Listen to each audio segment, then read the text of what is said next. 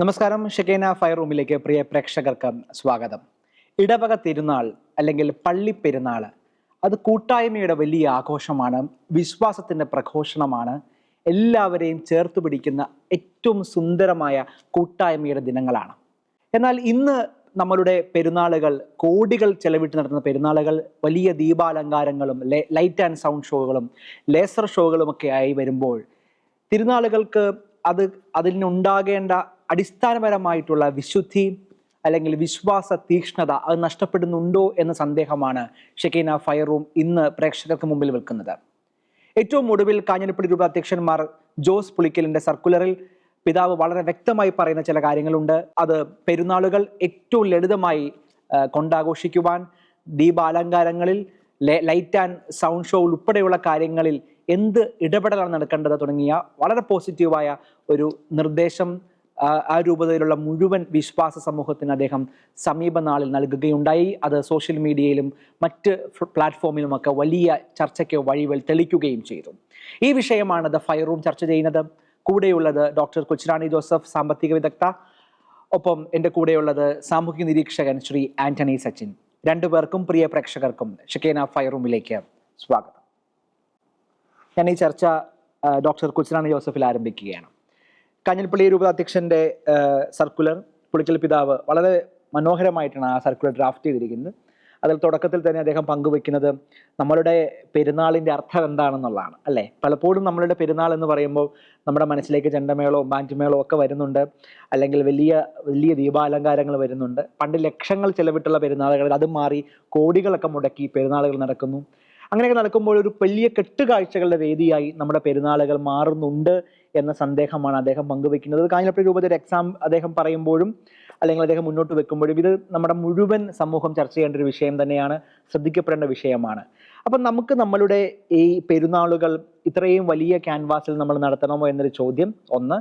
രണ്ട്, ഇത്രയും വലിയ ക്യാൻവാസിൽ നമ്മൾ ഇതിന് പ്രാധാന്യം കൊടുത്തു പോകുമ്പോൾ ഇതിൻ്റെ ഏറ്റവും ബേസായ ഫെയ്ത്ത് ലെവലിൽ അല്ലെങ്കിൽ ഗ്രാസ് റൂട്ട് ലെവലിൽ നമുക്ക് ഉണ്ടാകേണ്ട പരിവർത്തനങ്ങളും അല്ലെങ്കിൽ മാറ്റങ്ങളും അല്ലെങ്കിൽ കൂട്ടായ്മകളും അല്ലെങ്കിൽ അതിനകത്തൊരു വിശ്വാസ പ്രഘോഷണം, ഇതൊക്കെ നമുക്ക് ഏതെങ്കിലും തരത്തിൽ അതിൻ്റെ പ്രാധാന്യം നഷ്ടപ്പെട്ട് മറ്റു പല കാര്യങ്ങളിലും നമ്മുടെ ഫോക്കസ് മാറുന്നുണ്ടോ എന്നതാണ് നമ്മുടെ ചർച്ചയുടെ ആദ്യ പാദത്തിൽ നമ്മുടെ ചർച്ചാ വിഷയം. വളരെ സാന്ദർഭികമായ വിഷയമാണ്. ഈ വിഷയം തിരഞ്ഞെടുത്തതിൽ അനുമോദിക്കുന്നു. പെരുന്നാളും തിരുനാളും രണ്ട് പദങ്ങൾ തമ്മിൽ വ്യത്യാസമുണ്ട്. തിരുനാൾ വിശുദ്ധൻ്റെ അല്ലെങ്കിൽ സഭ വണങ്ങണമെന്ന് ആഗ്രഹിക്കുന്ന വ്യക്തിത്വങ്ങളുടെയൊക്കെ ഒരു ആഘോഷമാണ് തിരുനാൾ. പെരുന്നാൾ എന്ന് പറയുമ്പോൾ അതിനൊരു ലൗകികമായ മാനം വരികയാണ്, ഒരു വേൾഡിലി ഡയമെൻഷൻ വരികയാണ്. നമുക്ക് തിരുനാളുകളാണ് വേണ്ടത്, പെരുന്നാളുകളല്ല. തിരുനാളുകൾ പെരുന്നാളുകളാവുമ്പോൾ പെരുന്നാളുകൾ തിരുനാളുകളാകുന്നില്ല എന്നുള്ളതാണ് ഇവിടുത്തെ പ്രശ്നം. അപ്പം അതുകൊണ്ട് അവിടെയാണ് ഈ സർക്കുലറിൻ്റെ ഒക്കെ ഒരു പ്രസക്തി വരുന്നത്. അപ്പോൾ ഒരു വശത്തുകൂടി നമ്മൾ ചിന്തിക്കുമ്പോഴത്തേക്കും ഇത്രമാത്രം ധൂർത്തും ആഡംബരവും ഒക്കെ ഈ മേഖലയിൽ ആവശ്യമുണ്ടോ? വ്യക്തി ജീവിതത്തിൽ നമ്മൾ ആഡംബരവും ധൂർത്തും ഒഴിവാക്കണമെന്ന് പറയുന്ന പോലെ, കുടുംബത്തെ ഒഴിവാക്കണമെന്ന് പറയുന്നത് പോലെ സഭയുടെ ഇതുപോലുള്ള തിരുനാളുകളിലും ഇത് ഒഴിവാക്കേണ്ടതല്ലേ? എക്സ്ട്രാ വാഗൻസ് ആവശ്യത്തിന് ചെലവാക്കണം, അമിതമായ ധൂർത്തും ആഡംബരം. എൻ്റെ മനസ്സിലേക്ക് വളരെ പച്ചപ്പോടുകൂടി ഓടി വരുന്നൊരു സംഭവമുണ്ട്. ആ സംഭവം 1998 സിറമലബാർ സഭയുടെ ആദ്യത്തെ മേജർ ആർക്കി എപ്പിസ്കോപ്പൽ അസംബ്ലി നടക്കുന്ന കാലം. അന്ന് ഒരു ദിവസത്തെ ചർച്ച മുഴുവൻ പെരുന്നാളിൻ്റെ ചിലവായിരുന്നു. പെരുന്നാൾ ചിലവുമായിട്ട് ബന്ധപ്പെട്ട് വിവിധ മെത്രാന്മാർ, അൽമായ പ്രതിനിധികൾ, വൈദികരുടെ പ്രതിനിധികളൊക്കെയുള്ള സഭയുടെ അസംബ്ലിയാണ്. ഈ അസംബ്ലിയിൽ ബജറ്റിനെ കുറിച്ചാണ് ചിന്തിക്കുന്നത്. തിരുനാളുകൾക്കൊരു ബജറ്റ് വേണം. ഇത്ര വരുമാനമുള്ള പള്ളി ഇത്ര ബജറ്റാകാം, ഇത്ര വരുമാനം അങ്ങനെ പറഞ്ഞു വന്ന സമയത്ത് ഒരു കാർന്നൂർ എഴുന്നേറ്റു. അങ്ങ് മലബാറിൽ നിന്ന് വന്നതാണ്, ഒരു 80 വയസ്സ് കഴിഞ്ഞിട്ടുണ്ട്, തോർത്തൊക്കെ ഉണ്ട്. ഈ മനുഷ്യനെ എഴുന്നേറ്റപ്പോൾ ഞാനിങ്ങനെ ശ്രദ്ധിച്ചു. എന്നാലും ഈ പ്രായത്തിൽ ഇത്രയും ദൂരെ നിന്ന് എറണാകുളത്ത് നടക്കുന്നൊരു മീറ്റിങ്ങിൽ പങ്കെടുക്കാൻ അദ്ദേഹം വന്നല്ലോ എന്നുള്ള മട്ടിൽ ഞാനിങ്ങനെ നോക്കി വന്നപ്പം അദ്ദേഹം എഴുന്നേറ്റെന്ന് പറഞ്ഞൊരു മറുപടി ഉണ്ട്. അതെ, നിങ്ങളിവിടെ കൊളോക്കിയൽ ലാംഗ്വേജിലാണ് പുള്ളി പറയുന്നത്, നിങ്ങളിവിടെ എറണാകുളത്ത് കുറേ ബുദ്ധിജീവികൾ ഇരുന്നു കൊണ്ട് ബജറ്റൊക്കെ ഉണ്ടാക്കിക്കോ, അതും കൊണ്ട് അങ്ങ് മലബാറിലേക്ക് വരരുത്. അപ്പൊ ആരോ ചോദിച്ചാൽ എന്താ, ഇവിടെ നമ്മൾ തീരുമാനിക്കുന്ന മലബാറിലും സാർത്ഥകമാണല്ലോ എന്ന്. അതെ, ഞങ്ങളുടെ നാട്ടിലെ പെരുന്നാളെന്ന് പറയുന്നത് ഞങ്ങളുടെ നാടിൻ്റെ ഉത്സവമാണ്. ഞങ്ങളുടെ പുണ്യാളച്ചന്, അദ്ദേഹത്തിൻ്റെ ലാംഗ്വേജ്, അതേ സെന്റൻസാണ് ഞാൻ പറയുന്നത്, ഞങ്ങളുടെ പുണ്യാളച്ചന് റോട്ടിലിറക്കണ ദിവസമാണ്. അത് ഞങ്ങളുടെ നാടിൻ്റെ ഉത്സവമാണ്. ഞങ്ങളുടെ കൊച്ചുമക്കൾ കണ്ടു വളരേണ്ട ആഘോഷമാണ്. അവിടെ ഞങ്ങൾക്ക് ആവശ്യമായ രീതിയിൽ ഞങ്ങൾക്കെല്ലാം വേണം. ബാൻഡ് മേളം വേണം, ചെണ്ടമേളം വേണം, ശിങ്കാരിമേളം വേണം. അദ്ദേഹം പറഞ്ഞു വേണമെങ്കിൽ ഞങ്ങൾ ആനയും കൊണ്ടുവരും. അത്രമാത്രം. കാരണം ഞങ്ങളുടെ കുഞ്ഞുങ്ങൾ കണ്ടു വളരേണ്ട തിരുനാൾ. Faith is to be celebrated. ഫെയ്ത്തിനൊരു സെലിബ്രേഷൻ ഡയമെൻഷൻ ഉണ്ട്, വിശ്വാസത്തിനൊരു ആഘോഷത്തിന്റെ തലമുണ്ട്. ഈ ആഘോഷത്തിൽ നമ്മൾ തിരുനാളുകളെ കാണണം. അങ്ങനെ കാണുമ്പോൾ ആവശ്യത്തിന് ആ ചെലവ് വേണം. ആവശ്യത്തിന് ചെലവുണ്ടായില്ലെങ്കിൽ എന്ത് പറ്റും? എല്ലാ ദിവസത്തെ പോലെ ആകാൻ പാടില്ല. നമ്മുടെ സെബസ്ത്യാനോസ് പുണ്യാളച്ചനെ, നമ്മുടെ അന്തോണിയോസ് പുണ്യാളച്ചനെ, നമ്മുടെ ഔസേപ്പിതാവിനെ റോട്ടിലേക്ക് ഇറക്കുന്ന ദിവസമാണ്. അത് നാടിന്റെ ഉത്സവമാണ്. കേവലം അത് ഇടവകയുടെ അല്ല, അതൊരു നാടിന്റെ ഉത്സവമാണ്. ഈ ഉത്സവത്തിന്റെ ആഘോഷത്തിന്റെ ഇടയിൽ എന്ന് വെച്ചാൽ ഞാൻ എക്സ്ട്രാവാഗൻസിനെ ന്യായീകരിക്കുമല്ല. ഞാൻ പറഞ്ഞ അദ്ദേഹം പറഞ്ഞ കാര്യങ്ങളിൽ കുറച്ചുണ്ട്. കുഞ്ഞുനാളിൽ കൊച്ചിന്റെ മനസ്സിലേക്ക് വിശ്വാസം കയറിപ്പോണത് എങ്ങനെയാണ്? ആഘോഷങ്ങളിൽ കൂടെയാണ്. കുഞ്ഞിന്റെ അല്ലേ ആ ആഘോഷങ്ങളുടെ ഡയമെൻഷൻ, നമ്മൾ ഓശാന ഞായറാഴ്ചയുടെ ആഘോഷം പറയുന്ന പോലെ ആഘോഷങ്ങളുടെ ഡയമെൻഷൻ സഭയുടെ വിശ്വാസ സംഹിതയുടെ ഭാഗവും കൂടിയാണ്. തീർച്ചയായും. പക്ഷെ അവിടെ വളരെ പ്രധാനപ്പെട്ട ഒരു പ്രശ്നം, ഇപ്പൊ നമ്മള് പെരുന്നാളുകൾ ഇപ്പം കഴിഞ്ഞ കുറെ കാലങ്ങളായി നമ്മൾ കാണുന്നത് പെരുന്നാൾ ഐറ്റം എന്ന് പറയുന്നത് അത് വിശുദ്ധമായ ദേവാലയത്തിന്റെ ഈ ഫ്രണ്ട് ഫേസിലേക്ക്, മുഖവാരത്തിലേക്ക്, അല്ലെങ്കിൽ ദേവാലയത്തിന്റെ ഫ്രണ്ട് ഫേസിലേക്ക് വലിയ വലിയ ലൈറ്റുകൾ, മിന്നി തെളിയുന്ന ലൈറ്റുകൾ അടിക്കുന്നു. എന്നിട്ട് ഏറ്റവും പൈശാചികമായ പാട്ടുകൾ അതിന് പശ്ചാത്തലം വെക്കുന്നു. എന്നിട്ട് അത് കണ്ട് ആ താളം ഉയരുന്നതനുസരിച്ച് കൈയടിക്കുന്നു, ആർപ്പ് വിളിക്കുന്നു. അപ്പൊ നമ്മുടെ കുട്ടികൾ ഇതും കണ്ടു വളരുകയാണല്ലോ. നമ്മുടെ കുട്ടികൾ കണ്ടു വളരുന്നത് എവിടെയാണ്? ഈ ദേവാലയം മുറ്റത്തിരുന്ന് അതിവിശുദ്ധമായ സ്ഥലത്ത് നമ്മുടെ കുട്ടികൾ ഇതും കണ്ടു വളരുകയാണല്ലോ. ഇങ്ങനെ കണ്ടുവരുന്ന നമ്മുടെ കുട്ടികളോട് നമ്മൾ സംസാരിക്കുന്ന ഈ ഘട്ടത്തിൽ പോലും മിക്ക പെരുന്നാളുകളിലും ലേസർ ഷോ അല്ലെങ്കിൽ ലൈറ്റ് ആൻഡ് സൗണ്ട് ഷോ ഒരു വലിയ ഒരു മാമാങ്കമായി നടക്കുകയാണല്ലോ. നമ്മുടെ കുട്ടികൾ ഈ വിശുദ്ധമായ സ്ഥലത്ത് ആളുകൾ ഇത്തരം പാട്ടുകൾ ഇട്ട് അത് സെലിബ്രേറ്റ് ചെയ്യുന്നത് കണ്ടുവരുമ്പോൾ അതെന്ത് സന്ദേശമായിരിക്കും കൊടുക്കുക? അല്ല, അവിടെയാണ് സ്ക്രീനിങ് ആവശ്യം. നമ്മൾ ഫിൽറ്ററിംഗ് എന്നൊക്കെ പറയാല്ലേ, നമുക്ക് ഓരോ പെരുന്നാളിനും പള്ളിയിൽ ഒരു ഫിൽറ്ററിംഗ് കമ്മിറ്റി അല്ലെങ്കിൽ സ്ക്രീനിങ് കമ്മിറ്റി വേണം. പക്ഷെ അവിടെ ഈ ആർഭാടത്തിന്റെ മുഖം അതിന് അണിയുമ്പോൾ ഇതൊന്നും നടക്കാത്ത സാഹചര്യവും നമ്മുടെ മുമ്പിലുണ്ട്. അവിടെ എതിർസ്വരം പറയാൻ നമുക്കിത് വേണ്ട, ഇത് ആവശ്യമില്ല, ഈ ബോധ്യങ്ങൾ ഉണ്ടാകേണ്ടതല്ലേ എന്നതാണ് ഈ സർക്കുലറിന്റെ കാതൽ എന്ന് പറയുന്നത്. നമുക്ക് ഇല്ലാതെ പോകുന്നുണ്ട്. പെരുന്നാളായി മാത്രം വരുമ്പോൾ അവിടെ ആ വിശ്വാസത്തിന്റെ കാഴ്ചപ്പാടുകളൊക്കെ നഷ്ടപ്പെടുകയും ഈ ലൗകികമായ കാര്യങ്ങൾക്ക് കൂടുതൽ പ്രാധാന്യം കൊടുക്കുന്ന സാഹചര്യവും അല്ലേ? കോൺഷ്യന്റൈസേഷൻ, ബോധവൽക്കരണത്തിന്റെ കുറവാണ്. ഇപ്പൊ ഇടവക വികാരിയുടെയും ഇടവകയുമായിട്ട് ബന്ധപ്പെട്ട കമ്മിറ്റി അംഗങ്ങളുടെയും വലിയൊരു ഉത്തരവാദിത്തമാണ് ജനങ്ങളെ ബോധവൽക്കരിക്കുക. നമുക്ക് ഇത്ര രൂപയുടെ ബജറ്റ് മതി, ഈ ബജറ്റിൽ ഇന്ന കാര്യങ്ങൾ മതി, നമുക്ക് വേണം ഒരു ബാൻഡ് സെറ്റ് വേണം, അല്ലെ പ്രദർശനത്തിന് കുറച്ച് മുത്തുക്കുടകൾ വേണം, അത്യാവശ്യം മിനിമം വെടിക്കൊപ്പുകൾ വേണം. ഈ ഒരു ബോധവൽക്കരണത്തിന്റെ ആവശ്യം ഇല്ലാത്തത് കൊണ്ടാണ് ലോകം ലൗകികമായി പോകുമ്പോൾ തന്നെ അതിന്റെ കൂടെ ഒഴുകേണ്ടതല്ല നമ്മൾ. ശരി, തിരിച്ചു വരാം. സച്ചിൻ, ഇവിടെ വളരെ പ്രധാനപ്പെട്ട വിഷയമാണ് നമ്മൾ ചർച്ച ചെയ്യുന്നത്. ഇപ്പം നമുക്കറിയാം ഒരു പെരുന്നാളിന്റെ ചെലവ്, തിരുനാൾ സച്ചിൻ പറയുന്ന ഭാഷയിൽ നമ്മൾ ശരിക്കും തിരുനാൾ എന്ന വാക്ക് തന്നെയാണ് ഉപയോഗിക്കുന്നത്. തിരുനാളിന്റെ ചെലവ് എന്ന് പറയുന്നത് കോടികളിലേക്കൊക്കെ വരികയാണ്. അപ്പം അത് പ്രധാനപ്പെട്ടതാണെന്ന് ചോദിച്ചു കഴിഞ്ഞാൽ ഒരു തിരുനാൾ നടക്കുക എന്ന് വളരെ പ്രധാനപ്പെട്ടത്. പക്ഷെ ഇത്ര ആഡംബരത്തോടെ നമ്മൾ ഇത് നടത്തണമോ എന്നൊരു ചോദ്യം നമ്മുടെ മുമ്പിലുണ്ട്. പ്രത്യേകിച്ച് ആ ഇടവകയിൽ തന്നെ വലിയൊരു വിഭാഗം ആളുകൾ സാമ്പത്തിക ലേഖയിൽ, സർക്കാരിന്റെ കണക്കല്ല, അല്ലാത്ത യഥാർത്ഥ ദാരിദ്ര്യ രേഖയിലേക്കൊക്കെ അതായത് താഴെ നിൽക്കുന്ന ഒരു വലിയ വിഭാഗം ആളുകൾ ഉള്ളപ്പോൾ പോലും നമ്മൾ ആ കോടികൾ ഈ പെരുന്നാളിന് വേണ്ടി മാറ്റിവെക്കുന്ന ഒരു സാഹചര്യം നമുക്കതിനെ ന്യായീകരിക്കാൻ സാധിക്കുമോ? ഞാൻ പല കോണ്ടെക്സ്റ്റിൽ നിന്നും നമ്മൾ ചിന്തിച്ചു കഴിഞ്ഞാൽ, ഒന്ന് ഞാനൊരു വിശ്വാസത്തിൻ്റെ തലത്തിൽ നിന്ന് ചിന്തിക്കുമ്പോൾ പലപ്പോഴും നമ്മൾ വിശ്വാസത്തിൻ്റെ കാര്യത്തിലേക്ക് വരുമ്പോഴത്തേക്കും, പ്രത്യേകിച്ച് കാറ്റഗിസം പോലെയുള്ള കാര്യങ്ങളിലേക്ക് വരുമ്പോഴത്തേക്കും, ഞാൻ കുറച്ച് വർഷങ്ങൾ മുന്നേ ഒരു ഇടവകയിൽ, എറണാകുളത്ത് തന്നെ ഒരു സിറ്റിയിലുള്ള ഒരു ഇടവകയിൽ ക്ലാസ് എടുക്കാൻ പോയ സമയത്ത് അവിടെ അവർക്ക് സ്വന്തമായിട്ടുള്ളൊരു, ഞാനൊരു 7-8 വർഷം മുമ്പുള്ള കാര്യം പറയുന്നത്, അന്ന് അവർക്ക് സ്വന്തമായിട്ടുള്ളൊരു പ്രൊജക്ടർ ഇല്ലായിരുന്നു. അപ്പോൾ ഞാൻ ലാപ്ടോപ്പായിട്ട് പോകുന്നു, അവിടെ പ്രൊജക്ടർ ഇല്ല. അപ്പം ഞാൻ വാടക എടുത്തിട്ടാണ് പോകുന്നത്. ക്ലാസ് എടുക്കാൻ പോകുന്ന ആൾ തന്നെ പ്രൊജക്ടർ വാടക എടുത്തിട്ട് പോകുന്ന ഒരവസ്ഥ വന്നു. അപ്പോൾ ഞാൻ നോക്കുമ്പോഴത്തേക്കും അത് വലിയ ഇടവകയാണ്. അവർ സ്വാഭാവികമായിട്ടും പെരുന്നാൾ നടത്തുന്നതെന്ന് പറയുമ്പോഴത്തേക്ക് അറ്റ്ലീസ്റ്റ് അന്നത്തെ കാലത്തെങ്കിലും ഒരു 10-20 ലക്ഷം രൂപയെങ്കിലും കുറഞ്ഞത് പെരുന്നാളിന് വേണ്ടി ചിലവാക്കുന്നുണ്ടായിരുന്നിരിക്കാം. പക്ഷേ ഒരു 30,000 രൂപ വരുന്ന ഒരു പ്രൊജക്ടർ വാങ്ങിക്കാൻ അവരുടെ കയ്യിൽ പൈസ ഇല്ല എന്നുള്ളൊരു വിചിത്രമായ സംഭവമുണ്ട്. അപ്പം നമ്മൾ ചിലവാക്കേണ്ടതിന് ചിലവാക്കാതിരിക്കുകയും എന്നാൽ അനാവശ്യമായിട്ട് ചിലവാക്കുന്ന മറ്റൊരു തിരുനാളോ പെരുന്നാളോ ഒക്കെ വരുമ്പോഴത്തേക്കും ചിലവാക്കുന്ന ഒരു സമ്പ്രദായം കാണുകയും ചെയ്യുമ്പോഴത്തേക്കും നമുക്ക് ഒരു പ്രയോറിറ്റി ഇല്ലാത്തതിൻ്റെ വലിയൊരു പ്രശ്നമുണ്ട്. അപ്പോൾ ഞാൻ പറയുന്നത്, ടീച്ചർ പറയുന്ന ആ ഒരു പോയിന്റിലേക്ക് ഞാൻ വരികയാണെങ്കിൽ, തീർച്ചയായിട്ടും അവിടുത്തെ ഒരു സാധാരണ ഒരു ദിവസം പോലെ ആകരുത് പെരുന്നാൾ ദിവസം. തീർച്ചയായിട്ടും ഞാൻ അതിനോട് യോജിക്കുന്നുണ്ട്. അതിൻ്റെതായിട്ടുള്ള ഒരു പൊലിമ ഭംഗിയൊക്കെ കാണേണ്ട ഒരു വ്യത്യസ്തമായ ഒരു ആഘോഷത്തിന്റെ രീതികളൊക്കെ കാണാൻ പറ്റുന്ന, അല്ലെങ്കിൽ നമ്മുടെ നാടിൻ്റെതായിട്ടുള്ള ഒരു ഒത്തിരി കാര്യം പൈതൃകമായിട്ടുള്ള ഒത്തിരി കാര്യങ്ങളൊക്കെ ഒരുപക്ഷെ കാണിക്കാൻ പറ്റുന്ന ഒരു ദിവസങ്ങളൊക്കെയാണത്. കുട്ടികൾക്ക് കണ്ട് വളരാവുന്ന ഒരു കാര്യമാണ്. പക്ഷേ നമ്മൾ വിശ്വാസ പരിശീലനത്തിലേക്ക് വരുമ്പോഴത്തേക്കും ദാരിദ്ര്യം പിടിച്ച അവസ്ഥയിൽ നിൽക്കുകയും നമ്മുടെ ടെക്സ്റ്റ് ബുക്കൊക്കെ കണ്ടു കഴിഞ്ഞാൽ സാധാരണ കുട്ടികൾ ഇന്നത്തെ മാഗസിൻ വെച്ചിട്ട് കമ്പയർ ചെയ്യുമ്പോഴത്തേക്ക് ഈ ടെക്സ്റ്റ് ബുക്കൊക്കെ അന്ന് ജാബോന്റെ കാലത്തുള്ള ടെക്സ്റ്റ് ബുക്കും കളറും വെച്ചിട്ട് ഇരിക്കുന്ന ഒരു ടെക്സ്റ്റ് ബുക്കും കണ്ടുപോകുമ്പോൾ ഒട്ടുമേ ഞാൻ പറയണേ, അങ്ങനെ നോക്കുമ്പോഴത്തേക്കും നമ്മൾ മുടക്കേണ്ടതിന് മുടക്കാതിരിക്കുകയും എന്നാൽ ഈ ഒരു 2 ആഴ്ച കാലത്ത് മാത്രം അമിതമായി പണം മുടക്കുകയും ചെയ്യുന്ന, അതായത് 365 ദിവസത്തിൽ 2 ആഴ്ച കാലം മാത്രമായിരിക്കും ഇത്രത്തോളം പണം ചെലവാക്കുന്നത്. ആ കൊച്ചിന്റെ ഒരു 12 വർഷത്തെ പരിശീലന കാലഘട്ടത്തിൽ നോക്കുമ്പോഴത്തേക്കും അവൻ വളരെ ദാരിദ്ര്യം പിടിച്ച അവസ്ഥയിലാണ് പലപ്പോഴും കാറ്റീസൊക്കെ നടത്തി പോരുന്നത്. കാറ്റീസും ടീച്ചേഴ്സിന് പ്രോപ്പറായിട്ട് ട്രെയിനിങ് കിട്ടുന്നില്ല. അങ്ങനെ ഒത്തിരി നിരവധിയായ പ്രശ്നങ്ങൾ ആ ഒറ്റ കാര്യം മാത്രം ഞാൻ എടുക്കുകയാണെങ്കിലുണ്ട്. ഇനി നമ്മുടെ ഇടവുകളിൽ ഇപ്പോൾ ഒരു 1500 കുടുംബങ്ങളുള്ള ഒരു ഇടവകയാണെന്ന് വിചാരിക്കുക. അതില് ഒരു 10 പേരെങ്കിലും 10 കുടുംബങ്ങൾക്കെങ്കിലും ചിലപ്പോൾ സ്വന്തമായി ഭവനം ഇല്ലാത്തവരുണ്ടാവില്ലേ? ഒരു 1500 കുടുംബങ്ങളിൽ 10 പേര്, ഞാൻ പറയുന്നത് അതിസമ്പന്നമായ ഒരു ഇടവകയാണെങ്കിൽ പോലും ഒരു 10 പേരെങ്കിലും പുതിയതായിട്ട് ഇടവ ചേർന്നവർക്ക് കാര്യമെടുത്താൽ പോലും അവർക്ക് സ്വന്തമായിട്ടുള്ള ഭവനം ഉണ്ടാകാതിരിക്കുന്ന അവസ്ഥയുണ്ട്.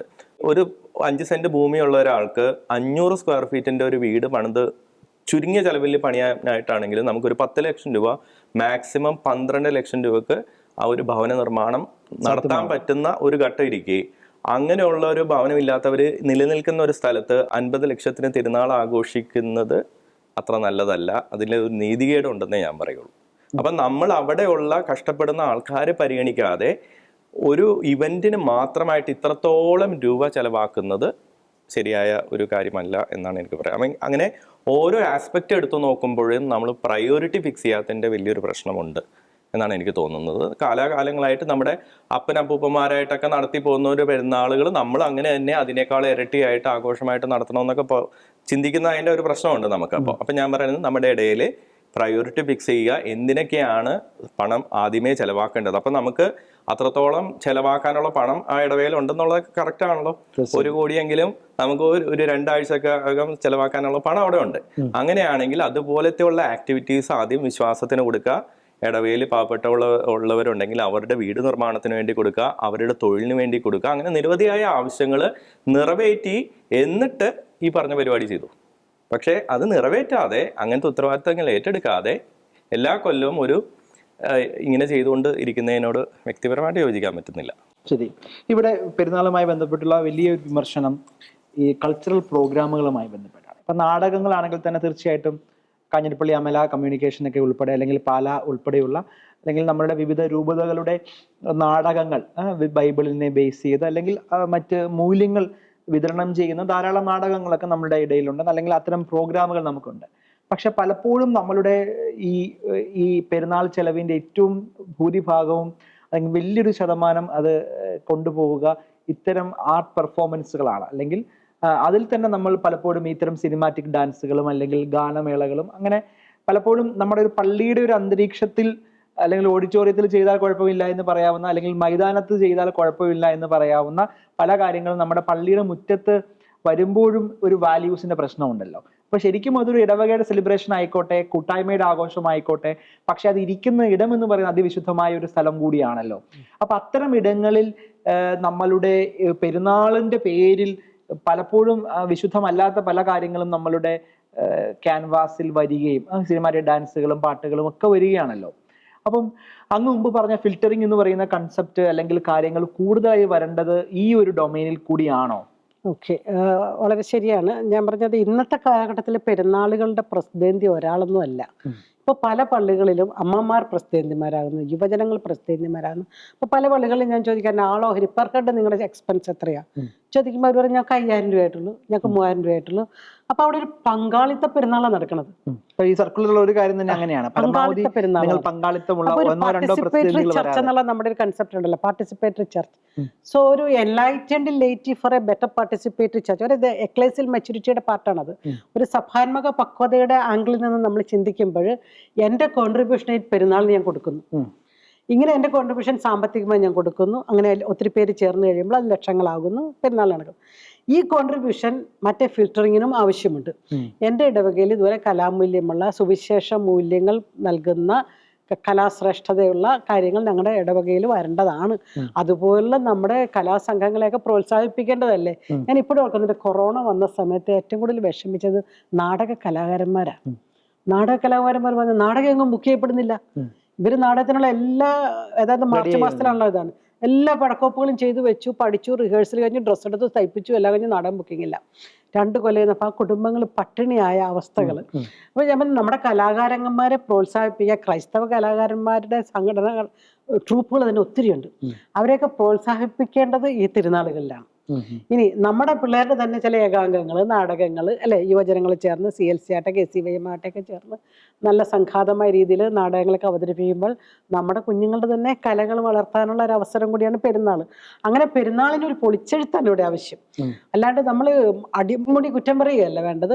ഇതിൻ്റെ ഒരു ഫോക്കസിങ് ആൻഡ് പ്രയോറിറ്റൈസേഷൻ അല്ലെങ്കിൽ ഒരു ഓറിയന്റേഷൻ, അതാണ് ശരിയായിട്ട് വരേണ്ടത്. അപ്പം എൻ്റെ ഇടവക മധ്യസ്ഥൻ്റെ തിരുനാളാണിത്. അന്ന് ഞാൻ ഏറ്റവും കൂടുതൽ ചിന്തിക്കണം എൻ്റെ ഇടവക മധ്യസ്ഥൻ്റെ ജീവിതത്തെക്കുറിച്ചായിരിക്കണം. ഇടവക മധ്യസ്ഥൻ എപ്രകാരം മധ്യസ്ഥനായി, അപ്പൊ അത് ചിന്തിക്കാനും ചിന്തിപ്പിക്കാനും മാതാപിതാക്കൾക്ക് കഴിയണം. ഞാൻ പറയട്ടെ, വീടുകളിൽ പിള്ളേർ കാണുന്നുണ്ടല്ലോ, ബർത്ത്ഡേ വലുതായിട്ട് സെലിബ്രേറ്റ് ചെയ്യുന്നു, വീടുകളിൽ നടക്കുന്ന കല്യാണങ്ങൾ വലുതായിട്ട് സെലിബ്രേറ്റ് ചെയ്യുന്നു, പിന്നെ പുണ്യാളച്ചൻ്റെ പെരുന്നാളിന് മാത്രം എന്താണ് പിശുക്ക്? എന്ത് പിള്ളേരും ചിന്തിക്കും. കാരണം കാലഘട്ടം മാറിയിരിക്കുകയാണ്. കുട്ടെ പിശുക്ക് എന്ന് പറയുന്നതല്ല നമുക്കിവിടെ വേണ്ട. ഇവിടെ വേണ്ടത് മിതവ്യയം. എക്കണോമിക്സിൽ ഞങ്ങൾ ത്രിഫ്റ്റ് എന്നൊരു വാക്ക് ഉപയോഗിക്കണത്. മിതവ്യയം, not much more, not less, കൂടുതലുമല്ല കുറവുമല്ല, ആ രീതിയിലുള്ള ഒരു അവസ്ഥ. അപ്പോൾ അതൊരു സമദൂര സംഭവമാണ്. അപ്പം ആ രീതിയിൽ നമ്മളെ എക്യുപ്പ് ചെയ്യാത്തത് കൊണ്ടാണ് കേട്ടോ. പക്ഷേ ചിലരെങ്കിലും കഴിഞ്ഞ കാലത്തിൻ്റെ പൂർവിക സ്മൃതിയിൽ ചില കാരണവന്മാർ ഇത്ര രൂപയുടെ വടക്കാ പൊട്ടിച്ചത്, അതുകൊണ്ട് ഇന്ന് ഇത്ര രൂപ. എൻ്റെ ഉപ്പാപ്പനൊരു ആന ഉണ്ടായിരുന്നു നമ്മൾ ജീവിക്കേണ്ട ഒരു സാധനം അല്ല പെരുന്നാളുകൾ. ഇന്നത്തെ കാലഘട്ടത്തിൻ്റെ ട്രെൻഡ് എന്താണ്? കുട്ടികൾക്ക് അല്ലെങ്കിൽ വളർന്നു വരുന്ന യുവജനങ്ങൾക്ക് ആ വിശുദ്ധനുമായിട്ട് ബന്ധപ്പെട്ട ചിന്തകൾ കൊടുക്കുക, അതുമായിട്ട് ബന്ധപ്പെട്ട ഏകാംഗങ്ങൾ കൊണ്ടുവരിക, നാടകങ്ങൾ കൊണ്ടുവരിക. അപ്പം അങ്ങനെ ഒരു സംഭവം വന്നു കഴിഞ്ഞാൽ തിരുനാളാകും. പെരുന്നാളായതാണ് ഇപ്പോഴത്തെ നമ്മുടെ പ്രശ്നം. പെരുന്നാൾ തിരുനാളാക്കുവാണെങ്കിൽ അതനുസരിച്ച് നമുക്ക് ഓറിയന്റേഷൻ ശരിയാക്കാൻ പറ്റും. അങ്ങനെ ഓറിയന്റേഷൻ ശരിയാക്കുമ്പോൾ എന്താ പറ്റുമെന്ന് അറിയാവോ? കുറെ കൂടി ഒരു ഓണിങ് നടക്കും. ഇടവകയോട് എൻ്റെ ഒരു owning, I belong to this, a sense of belongingness. മനസ്സിലായി? ഇടവകയിലെ എൻ്റെയും കൂടി ഒരു പങ്കാളിത്തം, അതാണ് ഞാൻ പാർട്ടിസിപ്പേറ്ററി ചർച്ച എന്നുള്ള വാക്ക് ഉപയോഗിച്ചത്. എൻ്റെയും കൂടി ഒരു പങ്കാളിത്തം ഇടവകയിൽ. ഈ ഇടവക പെരുന്നാളിന് ഞാൻ കേവലം 3000-5000 കൊടുക്കുന്ന ഒരാൾ മാത്രമല്ല, ഇവിടുത്തെ ഡിസിഷൻ മേക്കിങ്ങിൽ, ഇവിടുത്തെ കാര്യങ്ങൾ ഇന്ന് എങ്ങനെ പോകണം എന്നതിനെക്കുറിച്ചും കൂടി എൻ്റെ ചിന്തയുടെ പങ്ക് അവിടെയുണ്ട്. ചിലപ്പോൾ സ്വീകരിക്കപ്പെടാതിരിക്കാം, തിരസ്കരിക്കപ്പെടാം, but I contribute to my values അല്ലെങ്കിൽ എൻ്റെ സിസ്റ്റം. അപ്പോൾ അങ്ങനെ തിരഞ്ഞെടുക്കേണ്ട കാര്യമാണ് ഈ നാടകം, കലാരംഗങ്ങളൊക്കെ കൂടി. പക്ഷേ ഒരു DJയും എല്ലാ മൈതാനത്ത് നടക്കേണ്ട സാധനം പള്ളിമുറ്റത്തേക്ക് കൊണ്ടുവന്നു കഴിഞ്ഞാൽ, നേരത്തെ പറഞ്ഞ പോലെ അതിവിശുദ്ധമായ സ്ഥലത്ത് വിശുദ്ധമായ കാര്യങ്ങൾ മാത്രമേ ചെയ്യാവുള്ളൂ. അങ്ങനെ ആ വിശുദ്ധമായ സ്ഥലത്തെ നമ്മളെ മലീമസമാക്കാൻ പാടില്ല. പലപ്പോഴും അതിനുള്ള വേദിയായി നമ്മുടെ പെരുന്നാളുകൾ മാറി വളരെ ദയനീയമായ അവസ്ഥയാണ്. ചില പള്ളികളിലൊക്കെ ചെന്ന് കഴിഞ്ഞാൽ നമ്മളിങ്ങനെ അന്തം വിട്ട് നിന്ന് പോകും. എന്ത് ദയനീയമായ അവസ്ഥയാണ് ഈ പള്ളിമുറ്റത്ത് നടക്കുന്നത് എന്നുള്ള മട്ടിൽ കേട്ടോ, സങ്കടം വരും. പക്ഷെ ആര് ഹു വിൽ ബിൽഡ് എ കാറ്റ്? അത്തരത്തിലുള്ള ഒരു മുന്നേറ്റം തന്നെയാണ് ഇത്. അങ്ങനെ കണ്ടാൽ മതി ഈ സർക്കുലറിനെ പോലും. ഇവിടെ നമ്മൾ കരിമീൻ കലാപഠനത്തിലേക്ക് വരാം. ഇപ്പൊ ലോകം മുഴുവൻ ഒത്തിരി മാറ്റത്തിലേക്ക് വരികയാണ്. പ്രത്യേകിച്ച് നമ്മൾ സസ്റ്റൈനബിലിറ്റി എന്നൊക്കെ പറയുന്ന ആശയത്തിലേക്ക് വരുന്നു. നമ്മൾ എനിക്കൊന്ന് ഗ്രീൻ ആയിട്ടുള്ള ചർച്ച എന്നുള്ള കൺസെപ്റ്റ് പോലും നമ്മുടെ ഇടയിലുണ്ട്. നമ്മുടെ പള്ളികൾ പോലും ഹരിതമാകണം. ഇപ്പം നമ്മൾ ദീപാവലിക്ക് പോലും ഹരിതപടക്കം എന്ന കൺസെപ്റ്റിലേക്ക് ഇന്ത്യ പോലും മാറിയിട്ടുണ്ട് അല്ലേ? ദീപാവലിയുടെ ആഘോഷങ്ങൾ ഒരുക്കുന്നത്. അപ്പം ഇങ്ങനെയൊക്കെയുള്ള കോണ്ടെക്സ്റ്റിൽ പോലും നമ്മളുടെ ദേവാലയങ്ങളിലെ പെരുന്നാളുകളോടനുബന്ധിച്ച് നടക്കുന്ന കരിമരുന്ന് കലാപഘടനം, അതിനകത്ത് ഒരു സുരക്ഷാ വീഴ്ച അല്ലെങ്കിൽ സുരക്ഷാ മാനദണ്ഡങ്ങൾ പോലും പാലിക്കാതെയാണ് നമ്മൾ നമ്മുടെ കരിമരുന്ന് കലാപഠനങ്ങൾ നടത്തുക. അപ്പം ലോകം ഒത്തിരി മാറി, ഇപ്പം ടെക്നോളജി മാറി, ഡ്രോൺ ഷോകളൊക്കെ നമ്മുടെ ഇടങ്ങളിലേക്കൊക്കെ വരുന്നു. ഒരു പശ്ചാത്തലത്തിൽ അത്തരം കാര്യങ്ങളുണ്ട്. അപ്പോൾ തീർച്ചയായിട്ടും നമ്മൾ ഒരു ക്ഷണിക നേരത്തെ ഒരു എൻഗേജ്മെന്റിന് വേണ്ടിയാണ് നമ്മൾ ലക്ഷങ്ങൾ മുടക്കി വലിയ കരിമരുന്ന് കലാപഠനം നടത്തുന്നത്. അതിൻ്റെ ഒരു പൊല്യൂഷൻ ഉൾപ്പെടെയുള്ള അല്ലെങ്കിൽ അതിൻ്റെ ഒരു പാരിസ്ഥിതിക വിഷയം ഒരു വശത്ത് നിൽക്കുന്നുമുണ്ടല്ലോ. തീർച്ചയായും ഇത്തരം കുറേ കാലങ്ങളായി നമ്മൾ അനുഷ്ഠിച്ചു പോകുന്ന ഇത്തരം ചില കാര്യങ്ങളിൽ പോലും ഒരു പൊളിച്ചെഴുത്ത് മുന്നോട്ടുള്ള കാലം ആവശ്യപ്പെടുമായിരിക്കും അല്ലേ? തീർച്ചയായിട്ടും അതൊരു കാലത്തിൻ്റെതായിട്ടുള്ള മാറ്റങ്ങൾ സംഭവിക്കുന്നുണ്ടെന്ന് തന്നെ വിചാരിക്കുന്നു. പക്ഷെ അത് വളരെ പതുക്കെയാണ്. പക്ഷെ നമ്മൾ മറ്റ് സമുദായങ്ങൾക്കൊക്കെ ഒരു മാതൃക കാണിക്കേണ്ട ഒരു ആളുകളാണെന്നും കൂടിയാണ് ഞാൻ വിശ്വസിക്കുന്നത്. പ്രത്യേകിച്ച് വിദ്യാഭ്യാസ മേഖലയിലൊക്കെ നമ്മൾ ഇത്രത്തോളം മാതൃകാപരമായ ഒരു മുന്നേറ്റം നയിച്ച ഒരു സമുദായം എന്നുള്ള നിലയിൽ, അല്ലെങ്കിൽ കമ്മ്യൂണിറ്റി എന്നുള്ള നിലയിൽ നമ്മൾ കുറെ കൂടി ഇതുപോലെയൊക്കെ ചിന്തിച്ച് മാതൃകാപരമായ മാറ്റം കാണിച്ചു കൊടുത്താൽ മറ്റുള്ളവർ അത് കണ്ട് നമ്മളെ മാതൃക ആക്കാൻ സാധ്യത ഞാൻ കാണുന്നുണ്ട്. ഞാൻ എല്ലാം ചിന്തിക്കുകയും ഒക്കെ സംസാരിക്കുകയും ചെയ്യുമ്പോൾ കുറെ കൂടി ഒരു എറണാകുളത്തിന്റെ കോണ്ടെക്സ്റ്റിലാണല്ലോ. കാരണം നമ്മൾ ചുറ്റുപാട്, ഒരു പള്ളിയുടെ ചുറ്റുപാടും തിങ്ങിപ്പാർക്കുന്ന ഒരു ആളുകളാണ്. 3 സെന്റിലും 2.5 സെന്റിലൊക്കെ ആയിട്ട് വീട് വെച്ച് തിങ്ങിപ്പാർക്കുമ്പോൾ ഞാൻ പലപ്പോഴും ആലോചിക്കാറുണ്ട്, ഇവിടെ ഒരു കരിമരുന്ന് പ്രയോഗമൊക്കെ നടത്തി കഴിഞ്ഞാൽ തൊട്ടടുത്ത ഒരു പ്രായമായിട്ടുള്ള ഒരു അമ്മച്ചി അസുഖമായിട്ട് കിടക്കുന്ന ഒരു വീടുണ്ടെങ്കിൽ അമ്മച്ചിക്ക് ഉറങ്ങാൻ പറ്റത്തില്ലെന്നും. അപ്പൊ അതുപോലെ ബുദ്ധിമുട്ടിക്കുന്ന ശബ്ദ കോലാഹലങ്ങളാൽ ബുദ്ധിമുട്ടിക്കുന്ന, ഇനി ഇപ്പൊ നമ്മൾ കോളാമ്പിയൊന്നും പുറത്ത് വെക്കുന്നുണ്ടോ ഇല്ലെന്ന് അറിയത്തില്ല, പക്ഷെ പെരുന്നാളിന്റെ സമയത്ത് മിക്കവാറും ഈ പറഞ്ഞ കോളാമ്പികളെല്ലാം പുറത്തോട്ട് വന്ന് ശബ്ദമലിനീകരണം ഉണ്ടാകുന്നുണ്ട്. അങ്ങനെയുള്ള നിരവധിയായ പ്രശ്നങ്ങൾ ഞാൻ പറയുന്നത് ഇപ്പം 2 ആഴ്ചക്കാലമാണ് അവിടെ 365 ദിവസത്തിലെ ആ ഇടവകയിൽ ആഘോഷം നടക്കുന്നുണ്ടെങ്കിൽ ആ ചുറ്റുപാടുമുള്ള അക്രൈസ്തവരായിട്ടുള്ളവർക്ക് ദുരിതമാണ്. ഉറപ്പായി പറഞ്ഞു. ഇപ്പൊ നമ്മളുടെ തൊട്ടടുത്ത് ഒരു അമ്പലമുണ്ട്, അമ്പലത്തിൽ നിന്ന് ഇതുപോലെ ഒച്ചയും വെടിമരുന്നും ബഹളമൊക്കെ വന്നു കഴിഞ്ഞാൽ നമ്മൾക്ക് ഉണ്ടാകുന്ന അസ്വസ്ഥത പോലെ തന്നെ മറ്റ് സമുദായങ്ങളിലുള്ളവർക്ക് ഇതേ അസ്വസ്ഥതകൾ ഉണ്ടാകുന്നുണ്ട്. പക്ഷെ അവർ സഹിക്കും, സ്വാഭാവികമായിട്ടും അത് സഹിക്കുന്നവരത് സഹിഷ്ണുതയുടെ ഭാഗമായിട്ട് അത് സഹിക്കും. പക്ഷെ നമ്മൾ അവരെ കൂടുതൽ അവരുടെ ക്ഷമയെ അധികം പരീക്ഷിപ്പിക്കാതിരിക്കുന്നതാണ് നല്ലതെന്നാണ് ഞാൻ വിശ്വസിക്കുന്നത്. ഈവൻ ഞാനാണ് എൻ്റെ വീടിൻ്റെ അടുത്ത്, ഇപ്പൊ ഞാൻ പറയുന്നത് എൻ്റെ ഇടവകയുടെ തൊട്ടപ്പുറത്തെ കോമ്പൗണ്ടിന്റെ അപ്പുറത്തെ എൻ്റെ വീടാണെങ്കിൽ സത്യം പറഞ്ഞാൽ അവിടെ വീട് എനിക്ക് വരരുതെന്ന് ആഗ്രഹിക്കുന്ന ആളാണ്. കാരണം അതുപോലെ ബഹളവും ശല്യം ഉണ്ടാവും. ഞാൻ പറയണത് നമ്മൾ കാലം മാറി. ഇനി ഒരു പെരുന്നാൾ ദിവസം ഈ പറയുന്ന പ്രദക്ഷിണം എന്നും പറഞ്ഞ് ആ വഴി മൊത്തം ബ്ലോക്ക് ആക്കി. നമ്മളിപ്പോ ശരിയാണ്, നമ്മൾ ഒരു നിരയായിട്ട് പോകാം. കഴിഞ്ഞ നാളുകളിലൊക്കെ നമ്മൾ 2 നിരയായിട്ട് വഴി മൊത്തം ബ്ലോക്കായി പോയിരുന്ന ആൾക്കാർ ഒരുപക്ഷെ മാതൃക കാണിക്കാനാണ് ഒരു നിര. ഈ ഒരു നിരയായാലും ബ്ലോക്ക് ഉണ്ടാകുന്നുണ്ട്, നല്ല രീതിയിൽ ബ്ലോക്ക് ഉണ്ടാവും. അപ്പോൾ ഇത്രയും തിങ്ങിപ്പാർക്കുന്ന ജനങ്ങളുള്ള, ഇത്രയും വാഹനങ്ങൾ നിരത്തുകളിൽ ഓടുന്ന ഒരു സ്ഥലത്ത് ഈ പറഞ്ഞ പള്ളി പ്രദക്ഷിണമൊക്കെ നടത്തുക എന്ന് പറയുന്നത് സച്ചിൻ, അതായത് എനിക്ക് ഈ കേരളത്തിൽ പിന്നെയും നമുക്ക് മനസ്സിലാകും, നമ്മുടെ ആളുകൾ ഈ കാനഡയിലും ഓസ്ട്രേലിയയിലും ഒക്കെ പോയിട്ടേ, UK-യിലും ഒക്കെ വലിയ ആഘോഷം, ഞാൻ അവരെ മാനിക്കുന്നു, അവരുടെ വിശ്വാസ പ്രഘോഷണത്തെ അഭിനന്ദിക്കുന്നു. പക്ഷെ നമ്മൾ ആ നാട്ടിലെ നിയമങ്ങൾ പോലും തെറ്റിച്ചുകൊണ്ട് നമ്മൾ ഇവിടുന്ന് മുത്തുക്കുടയൊക്കെ വിമാനത്തിൽ കയറ്റി നമ്മളുടെ എല്ലാ സംവിധാനങ്ങളെയും അവിടെ വരുന്നു. അപ്പൊ കഴിഞ്ഞ ഒരു വീഡിയോ കണ്ടു, ഇതിനെ വളരെ പുച്ഛത്തോടെ കമന്റ് ചെയ്യുന്ന ഒരു വിദേശിയുടെ ഒരു വീഡിയോ നമ്മൾ കാണുന്നു. തീർച്ചയായിട്ടും ക്രിസ്തു അവിടെ അങ്ങ് പറയുന്നത് പോലെ ആ ഇടവകയുടെ ആഘോഷം, ഈ കേരളത്തിലെ ഇടവകയിലെ ആഘോഷം അവിടെയും ഇടവകയുടെ ആഘോഷമാകാം. പക്ഷെ നമ്മളുടെ സിവിക് സെൻസ് മനസ്സിലാക്കി നമ്മൾ ഈ ആഘോഷങ്ങൾ നടക്കുമ്പോൾ പുണ്യാളനോടെ ആദരിക്കപ്പെടുകയാണോ, പുണ്യാളനോടെ അപമാനിക്കപ്പെടുകയാണോ എന്നുള്ള ചോദ്യം എനിക്ക് പൗരബോധത്തിന്റെ കുറവാണ്, സിവിക് കോൺഷ്യസ്നെസ്സിന്റെ കുറവാണ് പൗരബോധം. അതായത് എന്റെ വിശ്വാസം എന്റെ പ്രൈവറ്റ് ആയിട്ടുള്ള ഒരു കാര്യമാണ്, പക്ഷെ അത് എന്റെ ഇടവകയിലും ആഘോഷമാണ്. പക്ഷെ അത് പൊതുജനത്തിന് ബുദ്ധിമുട്ടാകരുത്. Respect others. ആ ഒരു റെസ്പെക്ട്, മ്യൂച്വൽ റെസ്പെക്ട് ഇതിനകത്ത് വരേണ്ടതുണ്ട്. പിന്നെ പലപ്പോഴും ഞാൻ കണ്ടിട്ടുണ്ട് ഈ വികാരിച്ചന്മാര് നിസ്സഹായരായിരിക്കുന്ന ചില മീറ്റിങ്ങുകൾ ഞാൻ കണ്ടിട്ടുണ്ട്. അച്ഛന് വളരെ മൈൽഡായിട്ട് മിനിമത്തിൽ നടത്തിക്കൊണ്ടു പോകണമെന്നുള്ളത്, പക്ഷെ കൈക്കാരന്മാർ സമ്മതിക്കത്തില്ല, KCB യൂത്ത് സമ്മതിക്കത്തില്ല. പലപ്പോഴും അച്ഛന്മാര് മീറ്റിങ്ങിൽ നിസ്സഹായരായി ഓക്കെ എന്നാൽ നിങ്ങളുടെ ഇഷ്ടം പോലെയൊക്കെ ആകട്ടെ എന്ന് പറയുന്ന പല മീറ്റിങ്ങിലും ഞാൻ പങ്കെടുത്തിട്ടുണ്ട്. അപ്പൊ അതുകൊണ്ട് ഞാൻ പറയുന്നത് ഒരു പരിധി വരെ ഇത് ജനത്തിന് സിവിക് കോൺഷ്യസ്നെസ് ഇല്ല. മാത്രമല്ല അവിടുത്തെ റോഡുകൾ തടഞ്ഞ് അവിടുത്തെ നിയമങ്ങൾ കാറ്റിൽ പറത്തിക്കൊണ്ട് അവിടെയും ഇത്തരം ആഘോഷങ്ങൾ ചെയ്യുക എന്ന് പറയുമ്പോൾ നമ്മുടെ നാട്ടിന്റെ ഒരു കൺസെപ്റ്റ് അല്ലല്ലോ. അപ്പൊ അതിനെ പോസിറ്റീവായി കാണുന്നൊരു സമൂഹം ഉണ്ടാകാം. പക്ഷെ ഇതൊക്കെ ഉണ്ടാക്കുന്ന സന്ദേശമേ, ഇവിടെയൊക്കെ ക്രിസ്തു ആദരിക്കപ്പെടുവാണോ, പുണ്യാളന്മാർ ആദരിക്കപ്പെടുകയാണോ എന്നൊരു ചോദ്യമാണ് എന്റെ മുമ്പിലുള്ളത് സച്ചിൻ. അല്ലെ, ഈ പുണ്യാളൻ ആ ദിവസം അവിടെ വന്ന് നിൽക്കുവാണെങ്കിൽ നമ്മൾ ആ പുണ്യാളനെ കൊണ്ട് ഈ പരിപാടി എല്ലാം ചെയ്യിപ്പിക്കും അല്ലെ. ക്രിസ്തു അവിടെ വന്ന് ക്രിസ്തുവിനെ കൊണ്ട് ഈ പരിപാടികളെല്ലാം ചെയ്യിപ്പിക്കുന്ന ഒരു അവസ്ഥയുണ്ട് നമുക്ക്. അതാണ് നമ്മൾ ചെയ്തു. കാരണം നമ്മുടെ ഒരു പ്രശ്നം എന്ന് പറഞ്ഞു കഴിഞ്ഞാൽ നമ്മൾ കഴിഞ്ഞ തലമുറയിൽ ആളുകൾ കാണിച്ചിട്ടുള്ള ഒരു കാര്യങ്ങള് അത് അതേപടി അതിന്റെ ഇത്രയും കൂടി ഗ്രേഡ് കൂട്ടി ഇമിറ്റേറ്റ് ചെയ്യണം എന്നുള്ളതും എന്തൊക്കെ അന്നത്തെ ട്രെൻഡ് എന്താണോ അതെല്ലാം ഇൻകോർപ്പറേറ്റ് ചെയ്യാന്നുള്ളതൊക്കെ. എനിക്ക് ഏറ്റവും വിഷമമുള്ള കാര്യം, നമ്മൾ ഈ വിശുദ്ധമായ ദിവസങ്ങളിലാണ് ഏറ്റവും കൂടുതൽ മദ്യപാനം നടക്കുന്നത്, ഏറ്റവും കൂടുതൽ ലഹരിയുടെ ഉപയോഗം നടക്കുന്നത്, പ്രത്യേകിച്ച് ഈ ഒരു എന്റർടൈൻമെന്റ് പ്രോഗ്രാമുകളുടെയൊക്കെ പശ്ചാത്തലത്തിൽ. അപ്പൊ നമ്മുടെയൊക്കെ കുടുംബങ്ങളിൽ ടീച്ചർ പറഞ്ഞ കോണ്ടെക്സ്റ്റിലാണെങ്കിൽ കുഞ്ഞുങ്ങൾ കാണുന്നത് എന്താണ്? പെരുന്നാളാണെന്ന പേരിൽ അല്ലെങ്കിൽ വിശുദ്ധനെ മുന്നിൽ നിർത്തിക്കൊണ്ട്, ഒരു പുണ്യാളിനെ മുന്നിൽ നിർത്തിക്കൊണ്ട് ഏറ്റവും വില കൂടിയ മദ്യങ്ങൾ വിളമ്പാനുള്ള അല്ലെങ്കിൽ ഏറ്റവും വലിയ ദൂർത്ത് കാണിക്കാനുള്ള, ആഡംബരം കാണിക്കാനുള്ള വേദിയായി നമ്മുടെ ഇതിൽ വരുമ്പോഴേക്കും അവിടെയും പുണ്യവാളൻ അപമാനിക്കപ്പെടുകയാണ് അല്ലേ? തീർച്ചയായിട്ടും അപ്പൊ ഇവിടെയാണ് നമ്മുടെ പ്രശ്നം. അപ്പം ഇവിടെ നമ്മുടെ കുഞ്ഞു തലമുറ ഇവിടെ അവർക്ക് വിശ്വാസം വേണം, അവർ വിശ്വാസം ആഘോഷിക്കപ്പെടണം. പക്ഷെ പെരുന്നാളുകളിൽ വിശ്വാസത്തിന്റെ മൂല്യങ്ങൾ ഒരു അർത്ഥത്തിലും അല്ലെങ്കിൽ വളരെ കുറച്ച് മാത്രമാണ് ഇവിടെ ആഘോഷിക്കപ്പെടുന്നത്. നമ്മൾ വളരെ കാവ്യാത്മകമായ വിശുദ്ധന്റെ ജീവചരിത്രം എടുത്തു വായിക്കണം എന്നൊക്കെ നമ്മൾ പറയുന്നുണ്ടെങ്കിലും അതൊന്നുമല്ല നമ്മൾ സംഭവിക്കുന്നത്. പകരം വളരെ ബാഹ്യമായ കുറേ കുറേ സംവിധാനങ്ങൾ, ആഘോഷങ്ങളുടെയൊക്കെ പിറകെ നമ്മുടെ സമൂഹം പോകുന്നതാണ് നമ്മുടെ ആശങ്ക. ഇവിടെയാണ് ഷെക്കീന ഫയറൂം വളരെ പ്രധാനപ്പെട്ട ഒരു ചർച്ച നമ്മുടെ പ്രേക്ഷകരുടെ മുമ്പിൽ വെക്കുന്നത്.